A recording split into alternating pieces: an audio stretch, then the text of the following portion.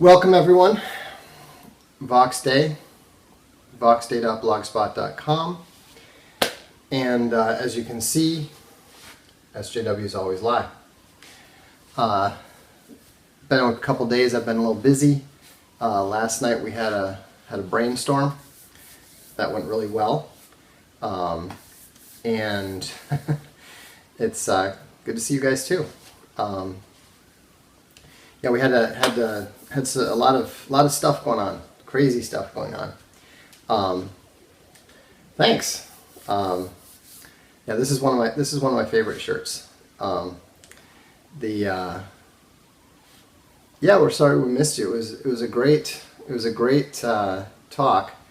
Well, Sarcastus just mentioned the Infogalactic has a new homepage, and we also have some changes to Infogalactic news, and some of the stuff that we've introduced and that we mentioned on the blog. I don't know if you've seen it, but some of the stuff that we're introducing we let people know about is that we're going to be eventually adding Infogalactic Français, Infogalactic Deutsch. We're going to be adding Infogalactic Tech. All these things are very easily created. It's just a matter of finding the right volunteers and finishing up the version 2 of the editing program, the news editor. Right now it's a little bit crude and easy to break, but we've got some volunteers getting on that. Yeah, we can do an Infogalactic Israel. Maybe we can get Martin Van Creveld to. He would not be the right choice. He's a great guy, but I'm just thinking about how many ways that could go wrong. Well, I think what we're going to do. I'll get to the shirt in a minute. What we're going to do is there's some question over the propriety of just having the archive. Having an archive link is justified by Infogalactic tradition, but not having the link to the original story and just having the archive could be a bit iffy. It's legally okay, but so what we're probably going to do is we're going to have a icon so that if you click on the link directly, you'll go to the link story. If you click on the icon next to the link, then you'll go to the archive version. So that's actually more in keeping with the Infogalactic ethos, which is your universe, your view. You do it how you want. We're not going to tell you how you have to do it. That's pretty much how we try to do things. No info on the book club yet. There are some. It is definitely going to come. It's just a question of exactly who is going to be involved and how, and so we're still sorting some of that out. It could be a few weeks until that's all set, and so. But it'll come. Just we're definitely going to do it. It's not like Castelli is going to lose its interest in books. Speaking of the shirts, by the way, you can't tell, but this shirt is very, very slightly off center. And so the first batch that was made were very, very slightly off center. I think there are 19 of them left. And so I think what I was talking to the Crypto Fashions guy earlier today, and I think what we're going to do is do some sort of buy two get one free or something like that. Because he was just gonna toss them out, and I was like, well, don't toss them out. They're perfectly good. I love mine. And so anyhow, we'll come up with something like that. If anyone's interested, and if you are interested, you can just go and order them. I think, like I said, I think there's 19 of them left. So anyhow, yeah, but let's go on to the speech. I thought it was a good speech. You know, the fact that the generic conservatives are all applauding it and saying it's the best, greatest speech Trump's ever given and that sort of thing, I think indicates that that is one of the problems with the speech. You know, it was a very political speech. It was a speech that was designed to appeal to the cucks. It was a speech that was designed to appeal to the civic. To be expected. Trump is a civic nationalist. He's not all right. You know, we can't expect him to you know, be telling people the harsh reality. You know, so and I'm not just so you understand, I'm not criticizing it. I'm not saying that, oh, he should have done this. I'm simply saying that I wouldn't consider it to be great because it didn't deal directly with the core issues. It dealt with some of the consequences of the core issues, and that's great. You know, it's clear that the God Emperor's administration is going in the right direction. They're focusing on some of the right issues. You know, there was very little of the you know, tub thumping about Russia or Iran or that sort of thing. And so the most important thing, the most significant thing, is that that he didn't go in the direction that the media was all reporting he was before the speech. He didn't, you know, there wasn't anything about, you know, we're going to, you know, do some sort of new Dreamers program, or we're going to, you know, welcome anchor babies and all that sort of thing. No, it would not be better for him to hit them with her hypocrisy. That is classic cuck thinking. You know, Cuckservatives always think that, oh, if we show that the left are hypocrites, everyone will abandon them. Well, no, they won't. Because they're hypocrites. You know, you're not going to convince people who are hypocritical themselves that that they should stop supporting a hypocrite. I mean, so what? You know, Dems are the real racists is not a strategy, and it is not an effective tactic, and it's not effective rhetoric. You know, it is the tactic and the strategy of the feckless and the hapless. And so, yeah, and you're never going to convince rhetoricals with dialectic. You know, I mean, I've you know, in this very book, SJWs Always Lie, I have a whole chapter devoted to that. And so, yeah, and I think that's a good way to put it. You know, not a great speech, but an effective speech. And at this point in time, that's what we need. I did think that the inaugural speech was a better, more powerful, and more significant speech.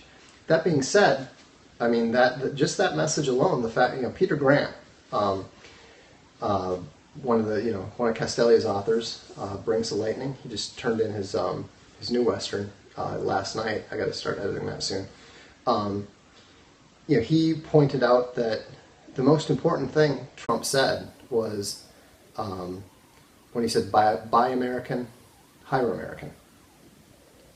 You know, that is a clear message to the unions and to the working class whites and to a lot of people who have historically supported the Democrats, to let them know that they can move to support the Republican Party, the Trump version of the Republican Party. And that's very important because it is going to bring them over to our side when the identity politics get out of control. And we know they're going to get out of control because you've got Perez. You know, Perez is to the left of, you know, now we've seen that transition from whites to Jews to women and now to Hispanics. You know, they didn't go all the way to black Muslims yet, but you know, so it's interesting to see how, as people are getting more and more aware of the identity issues, that the moderates are finding ways to move towards the alt-right, towards the American identity. And the thing is, if it's not clear to you yet that the civic nationalism is a complete non-starter, it's complete bullshit. I mean, think about it.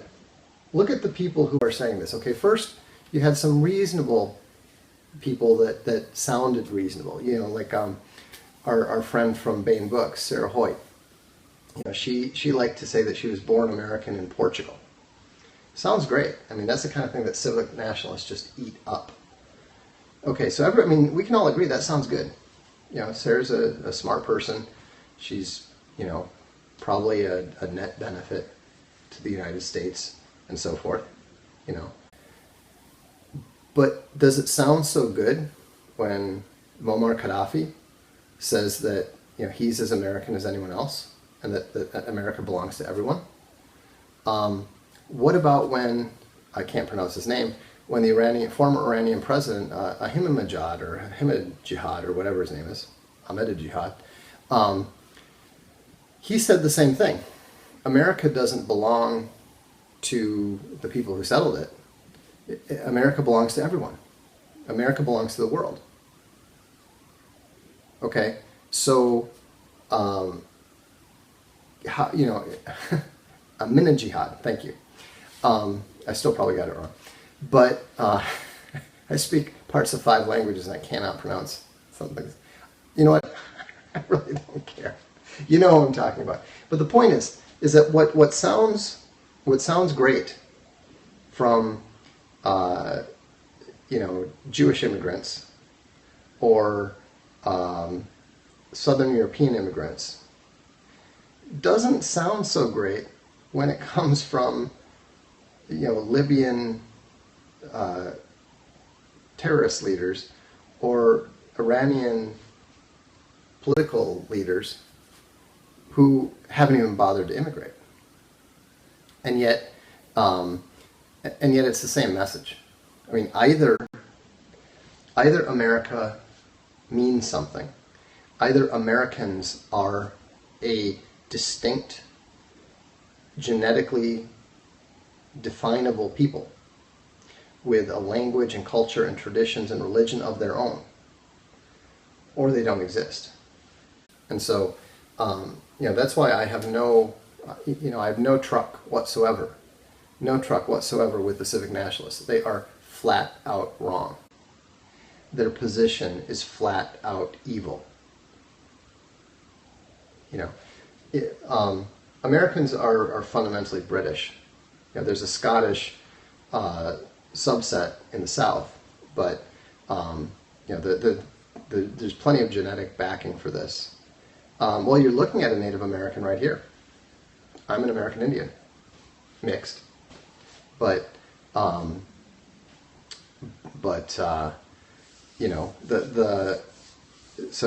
why I always think it's funny when people are saying, oh, well, everybody's an immigrant except for the Native Americans. It's like, well, hey. But what people don't realize is that civic nationalism is totally evil. Globalism is totally evil. It's anti-Christian. It is anti-biblical. It is the religion of Neo-Babylon. It's not an accident that there's a building in Brussels, the European Union building in Brussels, is specifically designed to look like a old painting of the Tower of Babel. They're spelling it right out for you. In fact, there's you can see the row right there. That's my Umberto Eco row. And it was really kind of striking because in one of his essays, he's an expert in symbols. He's an expert in semiotics. And one of the things that he said was that it was amazing to him. He went to a world fair in London, and he said that normally world fairs are things to show what the country is about. And he said the thing that was so bizarre to him, the thing he didn't understand, is that all of the symbolism was all Babylonian. And I laughed when I read that, because even though Umberto was a brilliant man, arguably the greatest novelist of the 20th century, and a wonderful guy. I had the privilege of meeting him twice, and he didn't understand that. He didn't understand the significance. He was smart enough and educated enough to pick up on the symbolism, but he didn't know what it meant.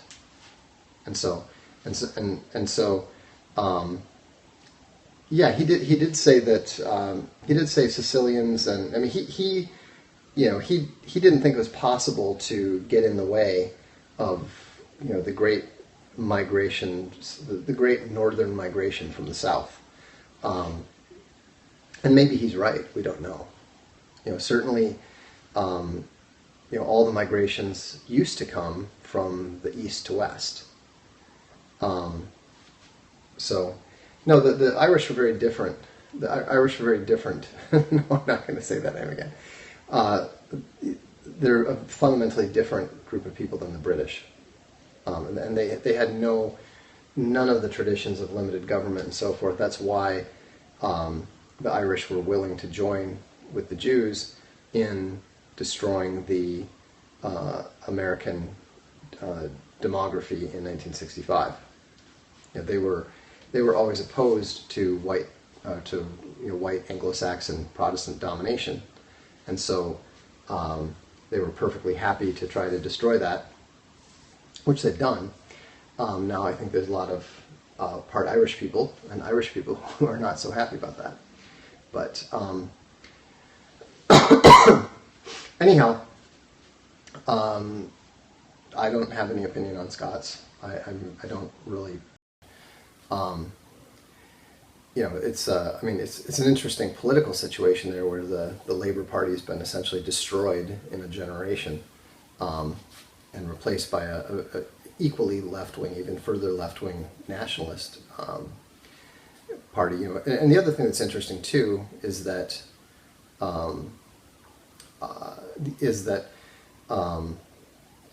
if only Scots had voted, only actual Scots had voted, Scotland would be independent now.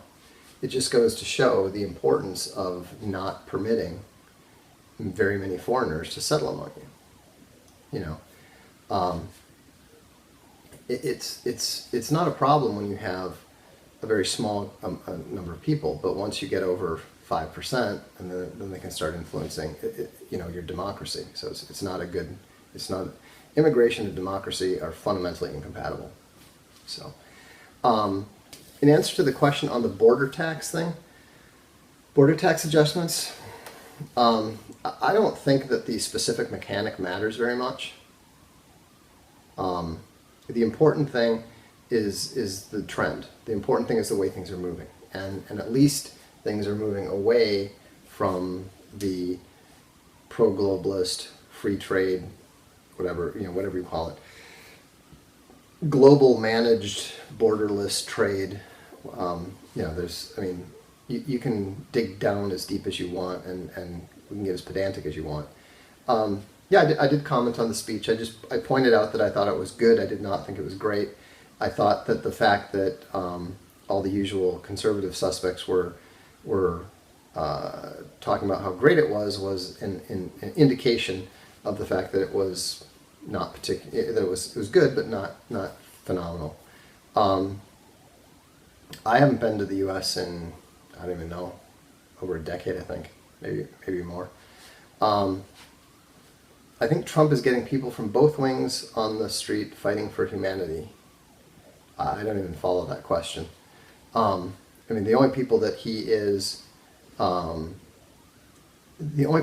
getting onto the street are the left. They're the ones who are out there protesting and getting upset. And I think that the speech that he gave was great because it's bringing the moderates in. It's making them feel more comfortable. It means that the left narrative is failing. The most important item on his agenda is not going to war with Russia.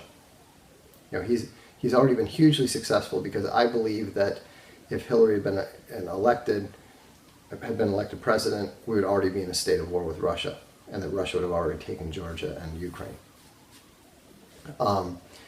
The second most important thing is beginning to roll back immigration, and eventually with the goal of returning to the pre-1965 national demographics. And so, yeah, and that's the thing. It's important to understand that as a president, he can't be constantly throwing red meat. How should Trump deal with DACA Dreamer? He should cancel it and send them all back, period. Do I think MAGA meetups is a good idea? Yes, I do. I always support Mike Cernovich's efforts, and you know, we're happy to publish him at Castelia, and he's a uniquely astute media observer. Is Trump on board with rolling back to? Well, he actually made comments about that. That is one of his campaign promises. It was more implied in what he said, but that is it was a very clear implication in one of his promises. Use DACA as a bargain? No, I think that he should do both. I think that he should cancel it, and he should abolish birthright citizenship with an executive order. He has the ability to do it. There is no law establishing birthright citizenship. So there's absolutely no need. Books for game design? Yeah, go on to devgamecourse.blogspot.com. I talk directly about a couple books that I like to use. I have no thoughts on Robert David Steele. You can stop asking that question. And greetings to Petaluma. Thanks for stopping by. Do I think Roe versus Wade overturn is likely? No, I don't. Well, the Ramos statement that the U.S. belongs to Latinos is something I've expected. I predicted it years ago. You know, unlike a lot of people, I'm aware of the Mexican identity movement. A lot of you know the term La Raza. You don't know that La Raza is short for La Raza Cosmica, the cosmic race, the bronze race, the mestizo race. You know, it's the superior race, I'm told, which is kind of nice for me because I'm one of them. You know, the idea, it's kind of funny because people talk about the idea that, oh, you know, if only all the races mix, then everyone will get along. Well, the funny thing is that actually the mixture in Mexico led to what they call the bronze race, the cosmic race, the mix of all the major peoples in the world, which of course makes them superior. And so they believe that, you know, they have an ideology that tells them that they have the right to rule because they are the only truly complete people. You know, everyone else is just a primitive, specialized version. And so, you know, and then you've got this whole thing about how if you are Hispanic, if you're La Raza, but the taller and whiter you are, the better. You know, my great-grandfather rode with Pancho Villa. In fact, the reason that he came to the USA was because he was escaping the assassins who killed Villa and a number of other of Villa's colleagues. And so, you know, on my father's side, there's American revolutionary. On my mother's side, there's Mexican revolutionary, and then you got the Native American. So it's, you know, I mean, it's kind of funny because even though I'm, you know, among the most hated people by SJWs, I am what their supposed objective is. You know, I'm the end result. So, which is kind of ironic when you think about it. But the point is that, you know, I know what some of this Mexican identity stuff is, and it is much more radical and is much less sympathetic than you would imagine. There's a reason why I refer to them as Aztecs, because ultimately, you know, I mean, if you look at what's happening in Mexico, a lot of people don't realize that over 60,000 people have died in the last decade there. You know, they're a very, very ruthless people. Not terribly organized, but they can certainly pull it together, and they're dangerous in their own way. You remember, the Mexican Revolution defeated the Spanish, and the fact that and there was never, and just so you know, people think about the you know, the Alamo and Texas and that sort of thing, but what people don't realize is that Mexico was never in control of Texas. Texas was part of the Comanche Nation. You know, Texas belonged to the American Indians, didn't belong to the Mexicans, and so that's why they didn't fight seriously for it. You know, so like if you think about it, you know, I mean, how many of you like remember NWA and Compton and South Central LA and all that sort of thing? And they don't realize that Compton has been about 75% ethnically cleansed of blacks. It's mostly Mexican now. And that's what they're going to do, that's what they intend to do throughout you know, California, throughout what they call the Sand States. You know, and so,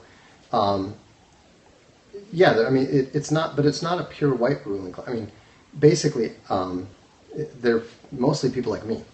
You know, they're people that are, they're mostly people that are mixed, speak Spanish, but look white. You know, they tend to have these very Aztec names, but they look, you know, you could put them in Nebraska and nobody would notice. And so it can't, well, that's the thing, is it can't be stopped. It's not going to be stopped. The question is, where are the lines going to be drawn? Now, a lot of people who are linear thinkers and binary thinkers, they think that, oh, because things are going in a certain direction, that means they're always going to go that way. Well, they're not. It's going to stop. But the question is, where will the lines be drawn? You know, there is going to be, you know, the white nationalists in America are correct. There is going to be white national political entities in the United States, but they're not going to. But where the lines are drawn, we don't know. California, or at least the southern half of California, will probably be lost. New Mexico will be lost. Arizona will be lost, and so I think the U.S. will end up having some form of civil war. I'm hoping it's more a breakup of the Czechoslovakian sort, which was, you know, what they call the Velvet Revolution. It was very peaceful. You know, basically the Czechs said, you know, we'll go over here, Slovaks go over there, everybody gets along. But the problem is, like people notice, you know, multiculturalism basically means chasing down white people. Everybody wants to live in the white neighborhood because the white neighborhoods are nice. You know, whites are the only ones who keep their properties up. So everyone wants, you know, all the Asians and all the Mexicans and everybody else, they all want to be the only minority on the block. You know, but of course, if one can come in, so can others. And so, I mean, there are some mild nationalist tensions, but not too much. Is an American Reconquista possible? Theoretically, but it's so far off right now because it's very far off right now because, you know, people, the whites are not yet aware of their identity. You know, they are still, you know, as Trump's speech showed and as his response to the speech showed, American whites are still very much civic nationalists. You know, I mean, like that idiotic line about how we all bleed red. Well, you know, and you all breathe oxygen too, but that doesn't make you a squirrel. And so, yeah, but see, the thing is that it's kind of funny because whites are remarkably stupid. They they think that, well, at least Asians are not like Africans or Hispanics. Well, Asians are actually worse because they're actually more highly competitive. And they will drive the whites out too. Just look at Vancouver. You know, you know, Asians. I've lived in Japan. I speak some Japanese. You know, the Asians are very competitive. They're very brutal, and they do not respect European traditions in the slightest. They have no interest in them. And so, you know, the idea that, oh, well, because they're smart, that's great. It's like, no. I will say that you have to be careful about judging an elite, fairly hand-picked group. You know, like a lot of people try to judge the Indians by the Indians they encounter in Silicon Valley. Well, you know, there's another billion of them that are maybe not quite the same. And so, you know, so there's a lot of changes that are coming, and you know, we can't predict what they are. All I can say is that it's ridiculous. It's ridiculous to get overly excited about a trend, whether it's negative or whether it's positive, because the trend is going to change.